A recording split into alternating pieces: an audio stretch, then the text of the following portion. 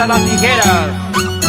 Patrimonio cultural inmaterial de la humanidad, reconocido por UNESCO.